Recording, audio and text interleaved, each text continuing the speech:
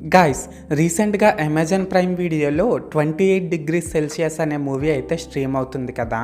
అయితే నేను ఆ మూవీని జస్ట్ ఇప్పుడే చూడడం అయితే జరిగిందండి. సో ఈ వీడియోలో మనం ఏంటంటే అసలు ఆ మూవీ ఎలా ఉంది ఏంటి అనేది డిస్కస్ చేద్దాం, ఓకేనా. అయితే ఇక్కడ ఫస్ట్ ఆఫ్ ఆల్ ఈ మూవీలో స్పాయిలర్స్ లేకుండా బేసిక్గా స్టోరీ లైన్ ఏంటంటే గైస్, మన హీరో కార్తిక్ ఏమో బాడీ టెంపరేచర్కి సంబంధించిన ఒక రేర్ డిసీజ్ ఉన్నటువంటి తన క్లాస్మేట్ అంజలిని లవ్ చేసి పెళ్లి చేసుకుంటాడన్నమాట.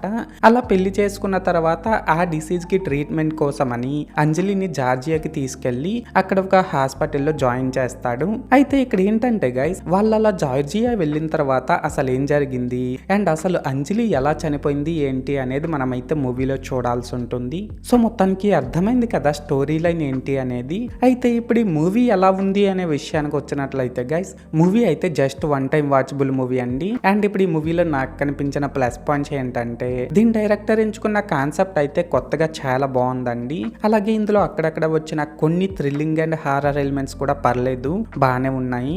ఇంకా కార్తిక్ అనే క్యారెక్టర్ లో నవీన్ చంద్ర, అంజలి అనే క్యారెక్టర్ లో శాలిని, వీళ్ళిద్దరు కూడా వీళ్ళ క్యారెక్టర్స్ కి తగ్గట్టు బాగానే పెర్ఫార్మ్ చేశారు. లాస్ట్ గా ఏంటంటే guys, cinematography, BGM, production values ఇవన్నీ కూడా పర్లేదు, స్టోరీకి తగ్గట్టు డీసెంట్ గానే ఉన్నాయి. అండ్ ఇందులో ఎలాంటి అడల్ట్ కంటెంట్ లేదు కాబట్టి దీన్ని ఫ్యామిలీతో చూస్తాము అనుకుంటే చూసేయొచ్చు అన్నమాట. సో మొత్తానికి ప్లస్ పాయింట్స్ విషయానికి వచ్చినట్లయితే ఇదన్నమాట మ్యాటర్. అండ్ ఇప్పుడు ఈ మూవీలో నాకు కనిపించిన మైనస్ పాయింట్స్ ఏంటంటే గైస్, ఈ మూవీలోని కాన్సెప్ట్ కొత్తగానే ఉన్నప్పటికీ కూడా screen play and story narration మాత్రం చాలా వీక్ గా ఉన్నాయని చెప్పాలండి. మూవీ రన్ టైం పెద్ద ఎక్కువ కాకపోయినా సరే సాగదీస్తున్న ఫీలింగ్ అయితే మనకు కంపల్సరిగా కలుగుతుంది. అలాగే ఇందులో చాలా ప్లేసెస్ లో లాజిక్స్ కూడా మిస్ అయ్యారన్నమాట.